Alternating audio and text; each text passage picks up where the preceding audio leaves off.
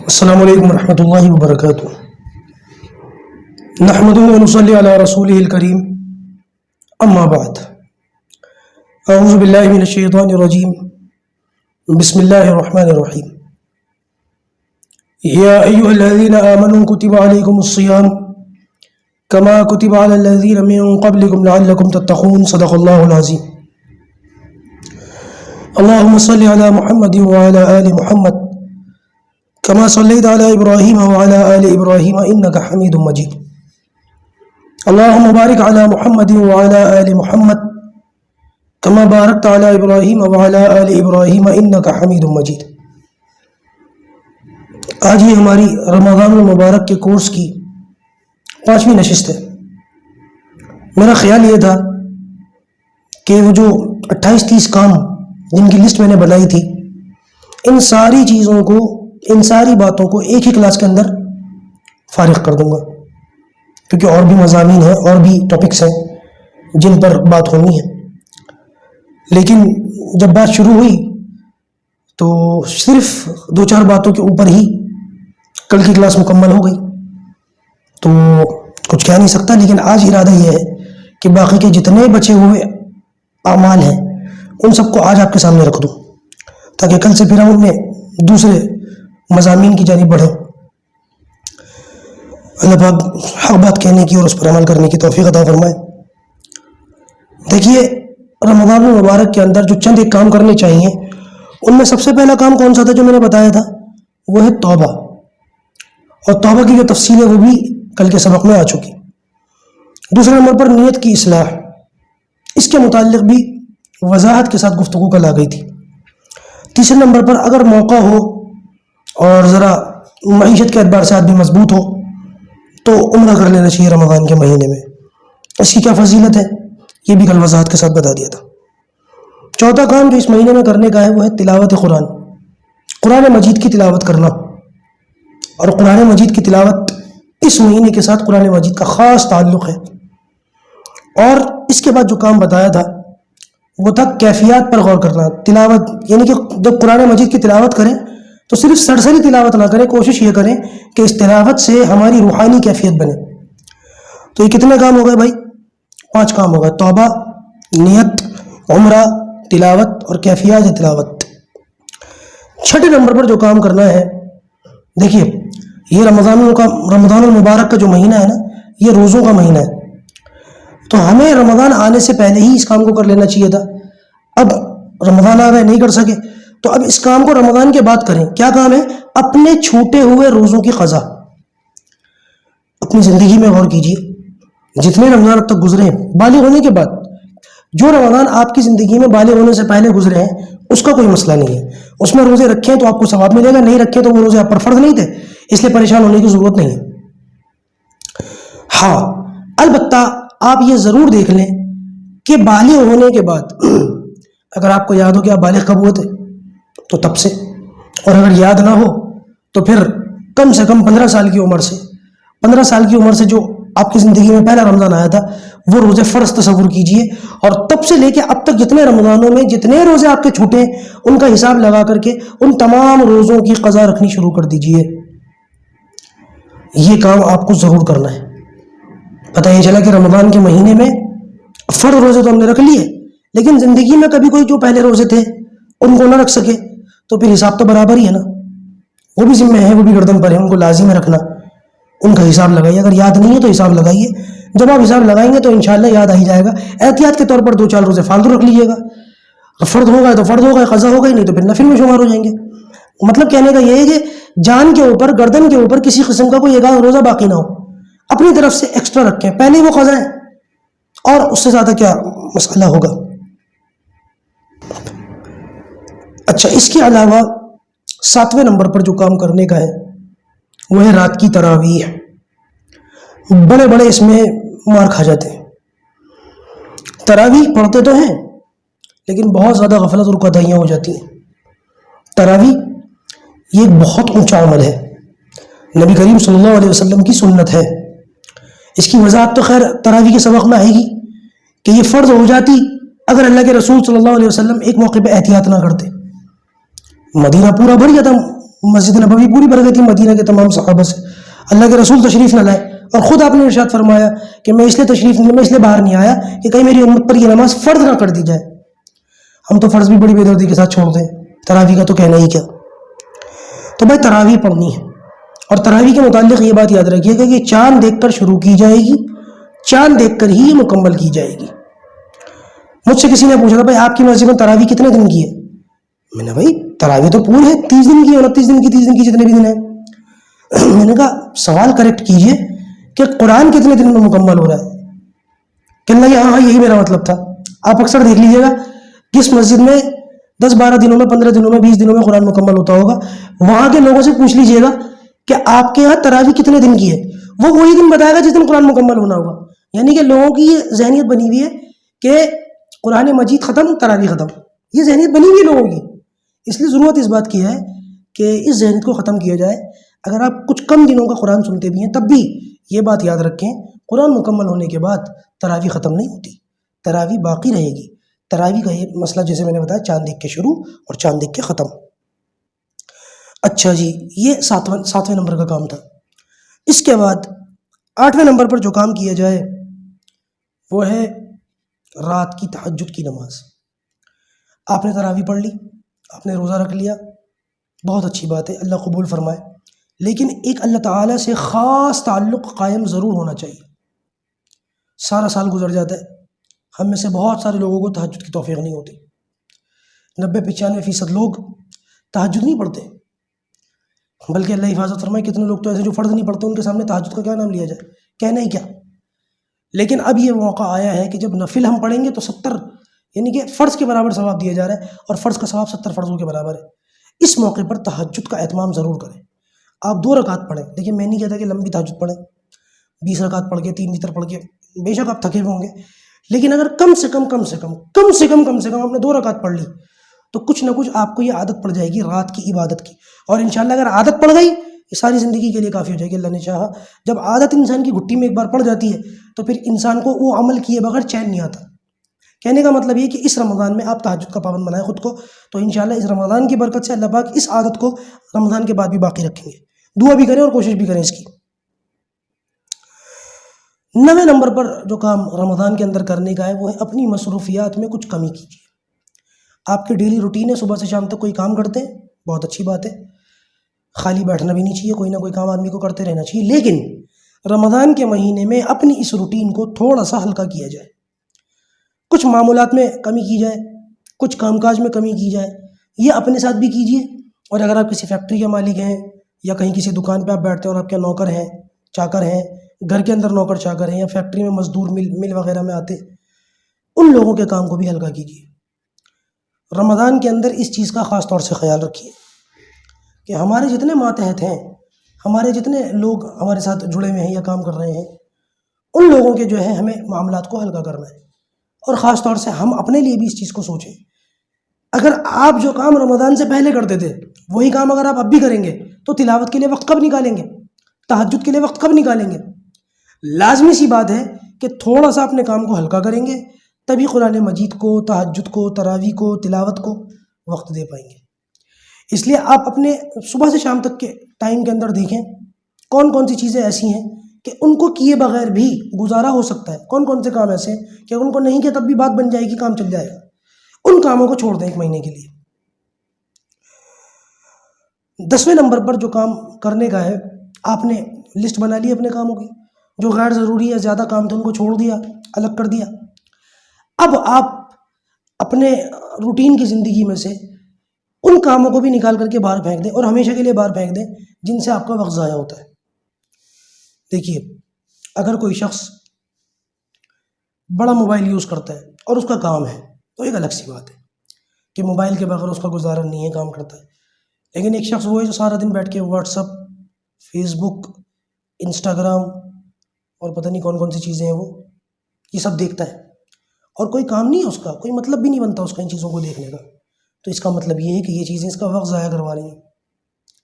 اور اس سے بھی زیادہ خطرناک لیول کی چیزیں تو اور ہیں, اللہ حفاظت فرمائے, پب جی کھیلنا اور نہ جانے کون کون سے اعمال ہیں. ان چیزوں کو تو قطعاً چھوڑ دیں, بالکل چھوڑ دیں, ایک طرف رکھ دیں, ان کو تو طلاق دے دیں. اور زندگی میں ہمیشہ کے لیے اس ارادے سے اس کو نکالیں کہ اب جو نکال کر باہر پھینکوں گا تو انشاءاللہ ان کو دوبارہ اپنی زندگی میں داخل نہیں کروں گا، کیونکہ نہ دنیا کا فائدہ ان سے نہ آخرت کا، بلکہ نقصان ہے۔ 11ویں نمبر پر ایک کام اور کریں، وہ یہ کہ نیٹ، جو انٹرنیٹ ہے نا، اس کا یوز بھی کم کریں۔ آپ نے جو چیزیں میں نے ابھی بتائی نا، یہ تو ہیں اپلیکیشنز وغیرہ، لیکن نیٹ کا بھی بیجا استعمال یہ درست نہیں ہے۔ آپ نے وائی فائی کھول لیا، آپ کسی سائٹ پہ چلے گئے، وہاں اسکرول کرتے جا رہے ہیں، کچھ چیزیں دیکھتے جا رہے ہیں، مطلب نہیں ہے، کوئی معاملہ نہیں، کوئی کام نہیں، کچھ لینا نہیں، کچھ دینا نہیں، بس ٹائم پاس ہو رہا ہے۔ بلا وجہ کا نیٹ استعمال کرنا، بلا وجہ کے نیٹ پہ چیزیں دیکھنا، اس سے بچیے۔ بعض لوگوں نے تو پتہ نہیں کون کون سی چیزیں اپنی طرف سے نکال لی، اسلامی ڈرامے اور یہ اور وہ۔ بھائی رمضان، ایک تو ان چیزوں کو میں کیا بولوں، ایک تو ان چیزوں کو زندگی میں ویسے ہی نہیں لانا، اور اگر پھر بھی لاتے ہو، آپ ٹی وی دیکھتے ہو، نہیں رہ سکتے، اور ٹی وی سے ہٹ کر ان ڈراموں وغیرہ پر آتے ہو، تو خدا کے واسطے کم سے کم رمضان تو خراب نہ کرو۔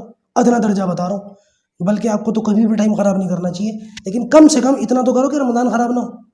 رمضان ان ڈراموں کے لیے نہیں ہے، ان چیزوں کے لیے نہیں ہے۔ اس کے علاوہ ایک کام جو اور کرنا ہے 12ویں نمبر پر، وہ یہ کہ اپنے کاموں کی ترتیب بنا لیجیے، ڈسپلن سے کام کیجیے۔ آپ نے اپنے کاموں کو دیکھ لیا، اور جتنے غیر ضروری کام تھے ان کو نکال دیا، نیٹ کو نکال دیا، موبائل کی اسکرین کو دیکھنے کو نکال دیا، وقت ضائع کرنے والی چیزوں کو نکال دیا۔ اب صرف ضروری کام بچے ہیں آپ کے۔ ان ضروری کاموں کو بھی آپ کو طریقے سلیقے سے کرنا ہے۔ ایک پاکٹ ڈائری بنا لیجیے چھوٹی سی، اس پر لکھیے کہ فجر کی نماز کے بعد مجھے یہ کرنا ہے۔ سونا بھی اگر اس میں ہے تو سونا بھی شامل کیجیے، اپنی نیند کو ضرور شامل کیجیے کہ اتنا سونا ہے، اس کے بعد پھر مجھے یہ کام کرنا ہے، پھر مجھے یہ کام کرنا ہے، پھر مجھے یہ کام کرنا ہے۔ افطاری سے پہلے ان چیزوں سے فارغ ہو جانا ہے، اور افطاری کے بعد پھر مجھے ان کاموں میں لگنا ہے۔ اس طریقے سے اپنی ایک روٹین بنائیے، اپنا ایک معاملہ بنائیے، اور اس معاملے کے مطابق چلیے۔ انشاءاللہ آپ دیکھیں گے پھر آپ کو کتنا فائدہ ہوگا۔ اور اس روٹین میں ان 3-4 چیزوں کو ضرور شامل کیجیے گا جو میں نے بتائی تھی، قرآن کی تلاوت اور تہجد اور تراویح۔ اس سے آپ کو وقت کی پابندی، ڈسپلن، اور ایک طریقے سے وقت کی اہمیت کا پتہ چلے گا، اور لوگوں میں، جن لوگوں کے ساتھ آپ کام کرتے ہیں، ان لوگوں میں یہ پیغام جائے گا کہ بھائی یہ صاحب کتنے جو ہیں وہ وقت کی پابندی کرتے ہیں۔ میرے تایا ہیں، والد صاحب کے بڑے بھائی، اب دینداری تو زیادہ طبیعت میں خیر نہیں ہے، لیکن وقت کے اتنے پابند ہیں کہ جب گھر پر آتے ہیں ڈیوٹی سے چھٹی کر کے، تو ادھر گھڑی میں رات کے 8 بج گئے، ادھر وہ گھر میں داخل ہوتے ہیں۔ سالوں سے ہم یہ روٹین دیکھ رہے ہیں، ادھر 8 بجے، ادھر وہ گھر میں داخل ہوئے۔ جوائنٹ فیملی سسٹم ہے نا ہمارا، تو اس طریقے سے رہتے تھے۔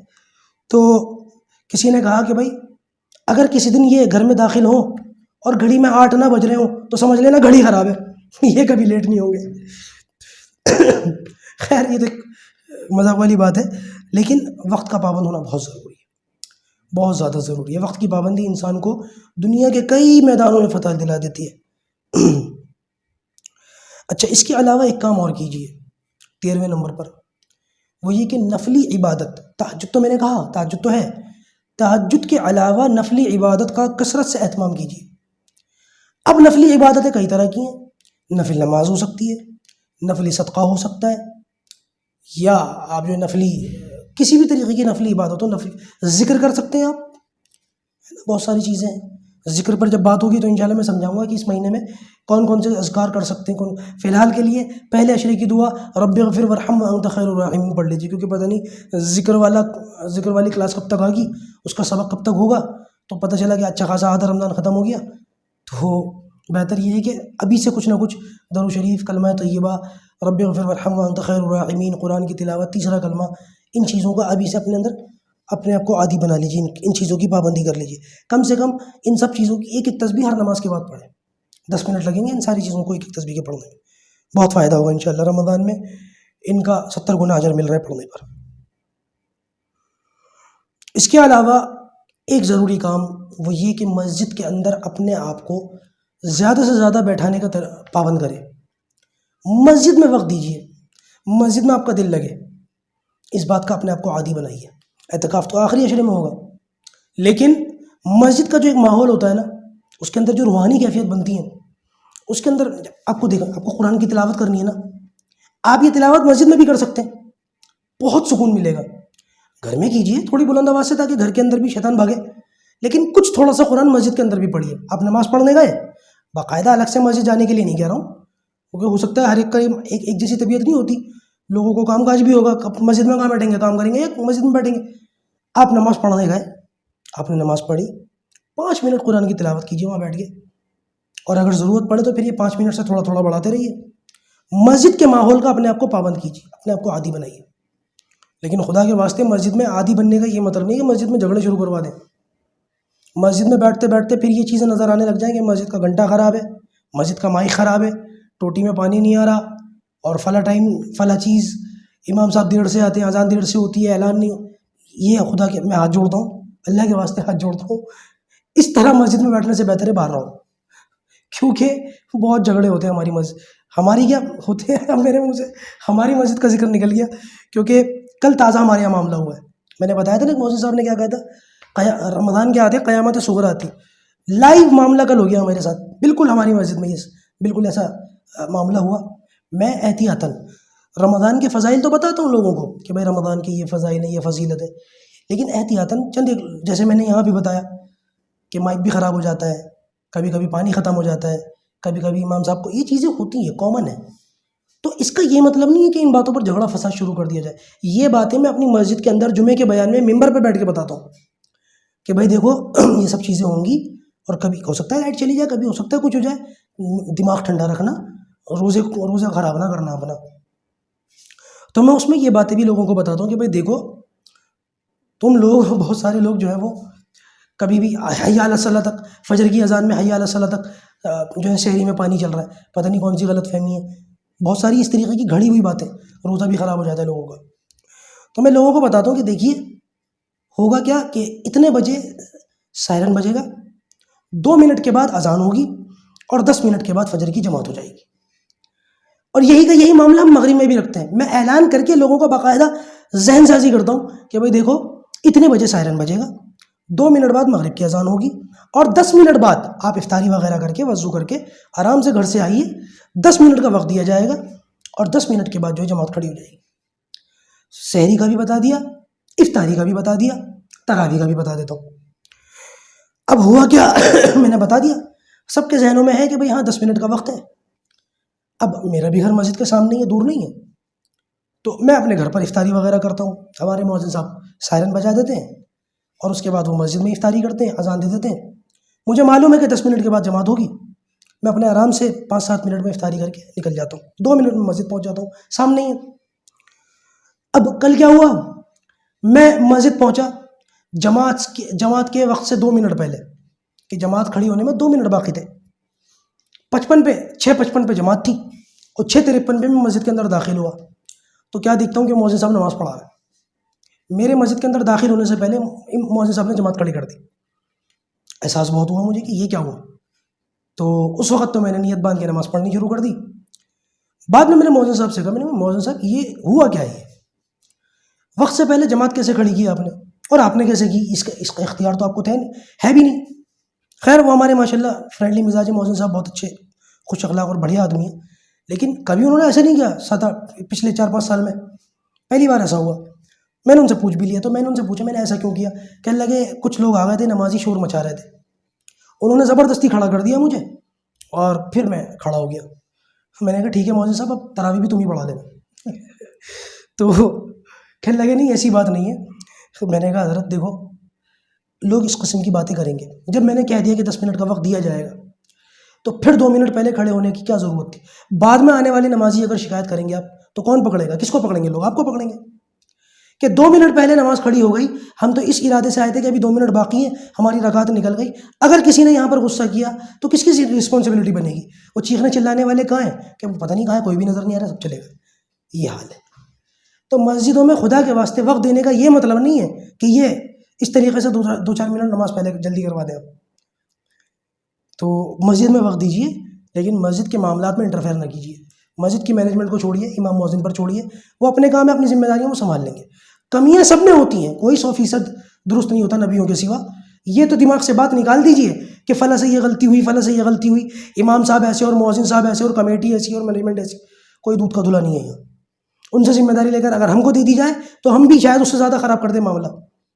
تو لہٰذا معاملات کو ان کے حال پر چھوڑ دینا چاہیے. وہ یہ ایک کام جو کرنا چاہیے وہ یہ ہے کہ صدقہ اس مہینے میں صدقہ ضرور دیں، اور ہو سکے تو روزانہ دیں. دیکھیے آپ زکوٰۃ دیتے ہیں، بہت اچھی بات ہے، صدقہ فطر دیتے ہیں، اللہ قبول فرمائے، لیکن نفلی صدقہ دینے کا خود کو روزانہ عادی بنائیں کہ یہ پورا سال یہ گھڑیاں نصیب نہیں ہوں گی، یہ مہینہ نصیب نہیں ہوگا.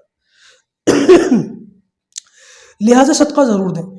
آپ اپنی طاقت کے مطابق کتنا صدقہ دے سکتے ہیں یہ آپ کے اوپر بات ہے. یہ نہیں میں زبردستی کہ بھائی 1000 روپے 500 روپے نکالو، روز نکالو. آدمی اتنا کماتا نہیں جتنا صدقہ دے دے، یہ ہم کبھی بھی نہیں کہیں گے آپ سے. جو آدمی جتنا کماتا ہے اپنی طاقت کے مطابق، اپنی حیثیت اچھا کماتے ہیں، بہت اچھا کماتے ہیں ماشاء اللہ، 1500 روپے بھی دیں، بہت اچھی بات ہے، اللہ قبول کرے.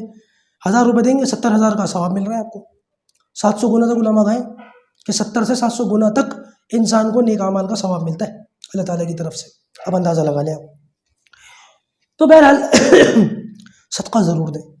اگر آمدنی کم ہے تو تھوڑا سا دیں. میں کہتا ہوں آپ 5 روپے دیں اور روز دیں، انشاءاللہ بہت فائدہ ہوگا. ہر روز صدقہ دینے کا ثواب آپ کو ملے گا اور کئی گنا تک ملتا رہے گا. تو انشاءاللہ عز و جل اس کی بڑی فضیلت ہے. اس کے علاوہ ایک کام اور کرنا ہے، وہ یہ کہ اپنے بچوں کے ہاتھ سے بھی صدقہ دلوانا ہے. آپ خود اپنے ہاتھ سے تو صدقہ دیں، اپنے بچوں کو اس کا ضرور عادی بنائیں کہ ان کا مزاج بچپن ہی سے خرچ کرنے کا، اللہ کے راستے میں دینے کا، غریبوں کی غمخواری کرنے کا مزاج بنے. جو چیزیں ہم بچوں کو بچپن سے سکھا دیں گے، بچوں کی زندگی میں وہ چیزیں زندگی بھر تک رہیں گی. اگر ہم آج اپنے بچوں کو نرم دلی سکھائیں گے، شفقت سکھائیں گے، احسان سکھائیں گے، خرچ کرنا سکھائیں گے، بانٹنا سکھائیں گے، دینا سکھائیں گے، تو انشاءاللہ یہ چیزیں ہمارے بچوں کے اندر جڑ پکڑ جائیں گی اور ہمارے بچے سخاوت جو ہے وہ کرتے ہوئے جو ہے زندگی گزاریں گے. لہٰذا صدقہ دینے کے علاوہ بچوں کو صدقہ دینے کا ضرور عادی بنائیں تاکہ ان کے اندر دینے کا مادہ پیدا ہو. اچھا جی، یہ کام کرنے کے علاوہ ایک کام جو اور کرنا تھا، حالانکہ یہ کام تو رمضان سے پہلے کا ہے، لیکن چونکہ اب سبق ہو رہا ہے تو میں اب بتا دیتا ہوں آپ کو، تاکہ آپ لوگ اگر وہ کام پہلے نہیں کر سکے تو اب رمضان میں بھی نہ کریں، رمضان کے بعد کریں. کیا؟ جتنے غیر ضروری کام ہیں یا اضافی کام ہیں، غیر ضروری کا لفظ تو غیر غلط ہو جائے گا، جتنے اضافی کام ہیں جن کو ہم رمضان میں کرتے ہیں عام طور سے، وہ سارے کام رمضان میں نہ کر کے یا رمضان سے پہلے کرنے چاہیے تھے یا رمضان کے بعد کیجیے. عید کی شاپنگ کرنی ہے، اب ظاہر سی بات ہے عید کی شاپنگ عید کے بعد تو ہوگی نہیں، کہیں گے کہ کیا الوجک بات کر رہی ہیں. اسی لیے میں کہہ رہا ہوں کہ رمضان سے پہلے کرنا تھا یہ کام. رمضان شاپنگ کے لیے نہیں ہے، رمضان راستوں گلیوں سڑکوں پر گزارنے کا مہینہ نہیں ہے. رمضان اللہ کو راضی کرنے کا مہینہ ہے، رمضان اللہ کرنے کا مہینہ ہے. سارا سال مدرسوں کے اندر قرآن پڑھایا جاتا ہے، حدیث پڑھائی جاتی ہے، قال اللہ قال رسول اللہ صلی اللہ علیہ وسلم. یہ صدائیں مدارس میں صبح سے شام تک نکلتی رہتی ہیں، چلتی رہتی ہیں. جب رمضان آتا ہے تو یہ دینی کام اور یہ دینی خدمات بھی بند ہو جاتی ہیں، یہ صدائیں بھی بند ہو جاتی ہیں، قرآن کی تعلیم بھی بند ہو جاتی ہے، حدیث کی تعلیم بھی بند ہو جاتی ہے، اور سب لوگ گوشہ اختیار کر کے علماء کرام اللہ اللہ کرنا شروع کر دیتے ہیں. جب یہ دینی کام بند ہو سکتے ہیں تو دنیاوی کاموں کی کیا حیثیت ہے، آپ اندازہ لگائیں. اس لیے میں کہہ رہا ہوں کہ شاپنگ کرنی ہے، کپڑے خریدنے ہیں، شوز خریدنے ہیں، چپل خریدنی ہے، گھڑیاں لانی ہیں، اور گھر کے کام کروانے ہیں، آپ کو پینٹ کروانا ہے، آپ کو ٹائل لگوانے ہیں، آپ کو بائک کی سروس کروانی ہے، ایکسیٹرا ایکسیٹرا ایکسیٹرا، ڈاکیومنٹیشن کا کام ہو، جو بھی ہو، سارے کام آپ رمضان سے پہلے کریں. اب اگر آپ ان کاموں میں لگیں گے، یقین مانیے گا رمضان ختم ہو جائیں گے، یہ کام ختم نہیں ہوں گے اور آپ کے رمضان کا نقصان ہو جائے گا. بہتر یہ ہے کہ اگر آپ نے ابھی تک ان کاموں کو نہیں کیا اور عید کی شاپنگ بہت زیادہ ضروری ہے، گزارا نہیں ہے اس کے بغیر، تو بس موٹا موٹا کچھ سامان خرید لیں، اپنے بہت زیادہ وقت کو اس میں خراب نہ کریں، ورنہ بہت نقصان اٹھانا پڑ سکتا ہے. اس کے علاوہ رمضان کے اندر 2-3 کام اور ہیں تو یہ 2-3 اکٹھے کام، لیکن میں نے تینوں کو الگ الگ لکھا ہے نوٹس بناتے ہوئے. کیا؟ سب سے پہلے تو اپنے کھانے میں کمی کرنی ہے، یہ بہت ضروری بات ہے. رمضان کے اندر کیے جانے والے کاموں کے اندر یہ والا کام ہمارا ہوتا ہی نہیں. دیکھیے اللہ تعالیٰ نے فرمایا یا ایھا الذین آمنوا کتب علیکم الصیام کما کتب علی الذین من قبلکم لعلکم تتقون. تم پر روزے فرض ہوئے جیسے کہ تم سے پہلے لوگوں پہ فرض ہوئے تھے. کیوں فرض ہوئے؟ تاکہ تم تقوی اختیار کرو. اب تقوی اختیار کرنے کے لیے اللہ تعالیٰ نے ہمیں کچھ وقت کے لیے حلال چیزوں سے روک دیا. کھانے سے روک دیا، پینے سے روک دیا، بیوی کے قریب جانے سے روک دیا. کہ دونوں تینوں چیزیں ہم پر ہر وقت حلال ہیں، کبھی بھی کھا سکتے ہیں، کبھی بھی پی سکتے ہیں، کبھی بیوی کے پاس جا سکتے ہیں. لیکن چند وقت کے لیے، تھوڑے وقت کے لیے اللہ تعالیٰ نے ان دونوں تینوں چیزوں سے ہمیں روک دیا. بھوک، پیاس، جب یہ انسان کے اوپر پڑے گا، انسان مشقت میں پڑے گا، انسان کو جو ہے ذرا سا مشقت کا اور تکلیف کا احساس ہوگا، گرمی لگے گی، حلق سوکھے گا، کھائے گا نہیں، پیے گا نہیں. اب اس پر مشقت آنے کی وجہ سے اس کا نفس ٹوٹے گا، اس کا نفس کمزور ہوگا، اور نفس کمزور ہوگا تو خواہشات کنٹرول میں آئیں گی. لاجک سمجھنا ساری بات کا. بھوک، پیاس، شدت، پریشانی، تکلیف، نفس کا ٹوٹنا، تاکہ خواہشات کنٹرول میں آ جائیں. ہم نے کیا کیا؟ کھانا تو ہم کیا چھوڑتے، ہم نے وہ کھانے پینے کی چیزیں جو عام دنوں میں نصیب نہیں ہوتی ان کو رمضان میں لا کر کے کھانا شروع کر دیا. پکوڑے عام دنوں میں کوئی روز نہیں کھاتا، فروٹ چاٹ عام دنوں میں کوئی روز نہیں کھاتا، اور نہ جانے کتنی کتنی چیزیں ہیں. ہم میں سے ہر چیزیں ان چیزوں کو، ہم میں سے ہر آدمی ان چیزوں کو رمضان کے مہینے میں روز کھاتا ہے. بجائے اس کے کہ انسان بھوکا رہتا، پیاسا رہتا، تھوڑی دیر ان چیزوں کی مشقت کی وجہ سے نفس کمزور ہوتا اور خواہشات کنٹرول میں آتی، انسان نے، مسلمان نے کھانے پینے کی چیزوں کو کم کرنے کے بجائے وقت بدل کر زیادہ کھانا شروع کر دیا. بجائے اس کے کہ نفس کمزور ہوتا وہ اور طاقتور ہو گیا، بجائے اس کے کہ خواہشات کنٹرول میں آتی وہ اور بڑھ جاتی ہیں. رمضان کا جو مقصد تھا تقوی اختیار کرو وہ پورا ہی نہیں ہوتا میرے دوست. ہوتا کیا ہے؟ رمضان میں یہ نفس اور زیادہ آوارہ ہو جاتا ہے. جس مقصد کے لیے رمضان آیا تھا اس کے اپوزٹ کام کر دیا، سب ہم نے گڑ گوبر کر دیا. یہ کہانی ہماری ہے یا نہیں؟ کھانا، اپنی سحریاں دیکھ لیں ہم لوگ، اپنی افطاریاں دیکھ لیں ہم لوگ. سحری ایسی کہ فجر چھوٹ جائے، افطاری ایسی کہ تراویح چھوٹ جائے، مغرب تو چھوڑو، تراویح چھوٹ جائے، پرواہ نہیں، صبح سے بھوکا ہوں کچھ بھی کھلا دو. پہلے تو فروٹ چاٹ لے لو، پھر پکوڑے لے لو، پھر چائے لے لو، پھر کھانا لے لو، اور نہ جانے کون کون سی چیزیں لے لو، پھر اٹھا بھی نہیں جاتا آدمی سے. اللہ حفاظت فرمائے ہمارے سے. بہت سارے لوگ ایسے نظروں میں آتے ہیں کہ وہ مگرمچھ نہیں پڑ جاتا منہ کھول کے، کھایا پیا اور منہ کھول کے پڑ گیا، اب ہلتا بھی نہیں، یہ حالت ہو جاتی ہے. خاص طور سے آپ لوگوں سے ایک درخواست کروں گا کہ گھریلو خواتین کا جو ہے نا ذرا خاص خیال رکھیں. ان کا کام بہت بڑھ جاتا ہے رمضان میں. عام دنوں میں یہ کھانا پکاتی ہیں، برتن دھوتی ہیں، کپڑے دھوتی ہیں، جھاڑو پوچھا کرتی ہیں، بچوں کو اسکول سے تیار وغیرہ کر کے فارغ ہو جاتی ہیں. کام بہت بڑا ہے، لیکن پھر بھی کچھ نہ کچھ وقت مل جاتا ہے. رمضان میں ایسا پہاڑ توڑتے ہیں ہم ان عورتوں پر کہ وہ تیل کی کڑھائی پہ پہلے پکوڑے بھی پکا رہی ہیں، پاپڑ بھی تل رہی ہیں، اور پھر روزے داروں کے یہ ڈھیر برتن کہ ایک آدمی تو اٹھا بھی نہیں سکتا. 3 4 4 آدمی اس کو اٹھا کر کے سینگ تک لے کر کے جائیں، پھر وہ اس میں سے دھوتی ہیں، اس میں ان کی مغرب گئی. بیچاری جیسے تیسے اللہ اللہ کر کے وہ برتنوں سے فارغ ہو کے نماز کے لیے وقت نکالتی ہیں. ادھر سے فرمائش آتی تھی چائے بنائیے، گھر کے سارے لوگوں کے لیے چائے بناتی ہے. مغرب پڑھی نہیں اس بیچاری نے. تراویح کیا پڑھے گی وہ؟ مغرب کیا پڑھے گی وہ؟ عشاء کیا پڑھے گی وہ؟ یہی کا یہی معاملہ عشاء پڑھنے کے بعد، تراویح پڑھنے کے بعد اس کو سحری کی تیاریوں میں لگ جاتا ہے. روٹی پکانی ہے، کھانا پکانا ہے، دسترخوان بچھانا ہے، سب لوگوں کو جو ہے وہ اٹھاتی ہیں، کھانا پینا لگاتی ہیں. اور پھر سحری کے بعد بھی یہی حال کہ برتنوں کو اٹھا کر کے لے جاتی ہیں، حتیٰ کہ بہت ساری خواتین کی فجر تک قضا ہو جاتی ہے. جیسے کہ میں نے تھوڑی دیر پہلے بتایا کہ اپنے جو ملازم ہیں، مزدور ہیں، کام کرنے والے ہیں، ان کے بوجھ کو ہلکا کرو، ان کے کام کو ہلکا کرو. یہ چیز گھریلو خواتین پر بھی اپلائی ہوتی ہے. تھوڑا سا ہاتھ بٹاؤ ان کے ساتھ، تھوڑا سا کام کیجیے ان کے ساتھ. اس میں کوئی اللہ نہ کرے بے عزتی والی بات نہیں ہے. بہت سارے لوگ جو ہیں اس کو عزت نفس کی بہت وہ سمجھتے ہیں، بے عزتی ہو گئی عورت کے ساتھ، ہم ہاتھ بٹائیں گے، ہم کام کریں گے عورتوں کا. ارے بھائی کیا ہو گیا؟ اپنے کپڑے خود دھونے میں کس کی بے عزتی ہوتی ہے بھائی؟ اپنے برتن خود دھونے میں کس کا؟ اللہ کے رسول صلی اللہ علیہ وسلم کی سیرت پڑھ کے دیکھیے، اپنی جوتی خود ٹانک لیا کرتے تھے، اپنے جانور کو خود چارہ ڈال دیا کرتے تھے. آپ اللہ کے رسول صلی اللہ علیہ وسلم سے زیادہ افضل ہیں معاذ اللہ. بھائی یہ بات دماغ سے نکالیں، یہ خناس دماغ سے نکالیں. خواتین کے کام کو ہلکا کریں، ان کے ساتھ تھوڑا سا لگ جایا کریں.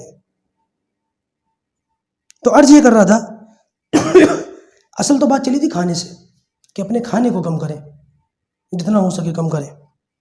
اچھا، اس کے بعد میں نے بتایا تھا نا یہ 2 3 کام ہیں، میں نے دونوں کو الگ الگ لکھا ہے. کھانا اس میں آ گیا. اب اس سے آگے کے جو معاملات ہیں، اس سے آگے کے جو مسائل ہیں اور جو کرنے کے کام ہیں، وہ انشاءاللہ عز و جل کل کی کلاس میں لے کر کے حاضر ہوں گا، کیونکہ اب وقت تقریباً جو ہے پورا ہو چکا ہے۔ جتنی چیزیں میں نے بتائی ہیں آپ لوگوں سے بڑی معدبانہ درخواست ہے، نمبر 1 تو ان سارے کاموں کی لسٹ بنا لیں، لکھ لیں ان کو، اور نمبر 2 ان کاموں پر آج سے ابھی سے کام شروع کر دیں، عمل شروع کر دیں کہ بس اب تو کرنا ہی ہے۔ ابھی اور بھی کام ہیں رمضان کے حوالے سے جو کرنے چاہیے۔ اچھا مجھے ایمانداری سے بتائیں، ان کاموں میں جو میں نے ابھی تک بتایا، کوئی بہت زیادہ محنت کرنی پڑ رہی ہے، کوئی وزن اٹھا کے تیسری چوتھی منزل پہ جانا پڑ رہا ہے؟ کچھ بھی نہیں۔ اپنے تھوڑے سے روٹین کے کاموں کو ادھر ادھر کر کے کچھ اللہ اللہ کرنی ہے، بس اپنے تھوڑے سے کاموں کو کچھ کم کر لینا ہے اور کچھ غیر ضروری چیزوں کو چھوڑ دینا ہے، اور تھوڑا سا اپنی عبادت میں، تلاوت میں، ذکر و اذکار میں تھوڑا سا اضافہ کرنا ہے۔ اتنی لمبی چوڑی چیز نہیں ہے۔ اللہ پاک ہم سب کو ان باتوں پر کہنے سننے سے زیادہ عمل کرنے کی توفیق عطا فرمائے۔ انشاءاللہ اس سے آگے کی جو بات ہے وہ کل لے کر کے حاضر ہوں گا۔ اللہ آسان فرمائے۔ السلام علیکم۔